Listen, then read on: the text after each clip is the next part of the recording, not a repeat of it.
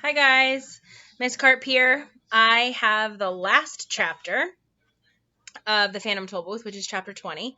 Um, this basically wraps up the book when I finish. It's not that long, so I shouldn't be on here too long. I know it's going up super late. I apologize about that. Today was kind of crazy. The last couple days have been kind of crazy. And I hope you enjoy it. You probably won't watch this until next week anyway. Because it's going up so late. I mean, it's 6 o'clock right now when I'm filming, so by the time I post it, it'll probably be like 7. And then maybe you guys just surprise me and you will have seen it during the weekend. Who knows? Anyway, without further ado, let's wrap up chapter 20 of the Phantom Tollbooth. The title of the chapter is called Goodbye and Hello.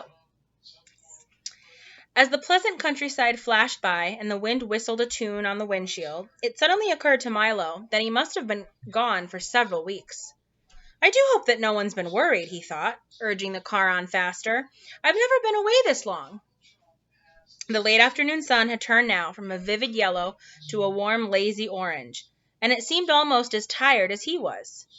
The road raced ahead in a series of gentle curves that began to look familiar, and off in the distance the solitary toll booth appeared, a welcome sight indeed. In a few minutes he reached the end of his journey, deposited his coins, and drove through. And, almost before realizing it, he was sitting in the middle of his own room again. "It's only 6 o'clock," he observed, with a yawn, and then in a moment he made an even more interesting discovery. "And it's still today! I've been gone for only an hour!" he cried in amazement, for he'd certainly never realized how much he could do in so short a time. Milo was much too tired to talk and almost too tired for dinner. So, without a murmur, he went off to bed as soon as he could. He pulled the covers around him, took a last look at his room, which somehow seemed very different than he'd remembered, and then drifted into a deep and welcome sleep.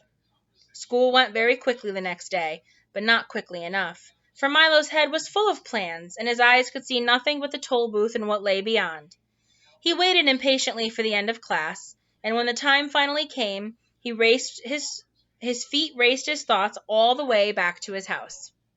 Another trip! Another trip! I'll leave right away. They'll all be so glad to see me, and I'll... He stopped abruptly at the door of his room, for, where the toll booth had been just the night before, there was now nothing at all. He searched frantically throughout the apartment, but it had vanished just as mysteriously as it had come, for in its place was another bright blue envelope, which was simply addressed, "For Milo, who now knows the way."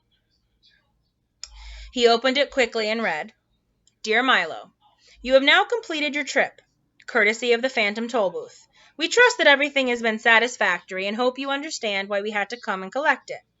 You see, there are so many other boys and girls waiting to use it too. It's true that there are many lands It's true there are many lands you've still to visit, some of which are not even on the map, and wonderful things to see that no one has yet imagined. But we're quite sure that if you really want to, you'll find a way to reach them all by yourself. Yours truly." But the signature was blurred and couldn't be read. Milo walked sadly to the window and squeezed himself into one corner of the large armchair. He felt very lonely and desolate as his thoughts turned far away, to the foolish, lovable bug, to the comforting assurance of Tock, standing next to him, to the erratic, excitable Dine, to little Alec, who he hoped would some day reach the ground, to Rhyme and Reason, without whom wisdom withered, and to the many, many others he would remember always. And yet, even as he thought of all these things, he noticed somehow that the sky was a lovely shade of blue, and that one cloud had the shape of a sailing ship. The tips of the trees held pale young buds, and the leaves were a rich, deep green. Outside the window there was so much to see and hear and touch, walks to take, hills to climb, caterpillars to watch as they strolled through the garden. There were voices to hear and conversations to listen to and wonder, and the special smell of each day. And in the very room in which he sat, there were books that could take you anywhere, and things to invent and make and build and break, and all the puzzles and excitement of everything he didn't know. Music to play, songs to sing, and worlds to imagine, and then someday make real. His thoughts darted eagerly about as everything looked new and worth trying. Well, I would like to make another trip, he said, jumping to his feet, but I really don't know when I'll have the time. There's just so much to do right here. And there's a picture, and that ends the story. That is chapter 20, my friends. Super short and sweet. I mean, I filmed a video in less than 5 minutes. What? It's like a miracle. The book gods heard me and said, Miss Carp, you don't have to film a long one for the last chapter. We'll just give you one for 5 minutes.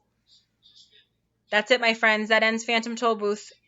Mr. Mers and I hope you really enjoyed it and liked it. Unfortunately, there's no movie to go along with this one. But there was for the BFG, so we hope that you at least got to watch that one. Again, we hope you liked the book. We miss you all. And I'm not sure if we're going to do another book yet. The views haven't been so good. So remember we talked about how if the views don't go up, we're not going to do another book. It doesn't look like that we will be. But maybe that'll change over the weekend. We'll give it till Sunday and go from there.